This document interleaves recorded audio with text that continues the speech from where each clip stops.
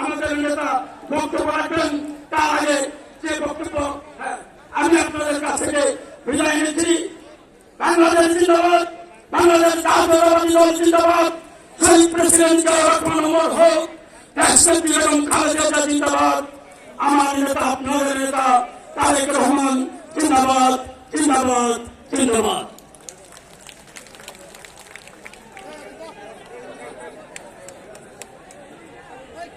ধন্যবাদ সেলিম মিয়া ভাইকে।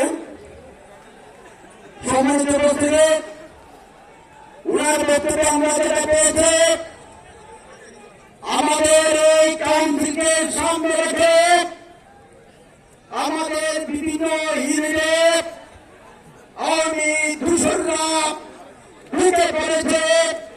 আমি আমাদের জনতা, আমাদের ভারপ্রাপ্ত চেয়ারম্যান মহোদয়ের কাছে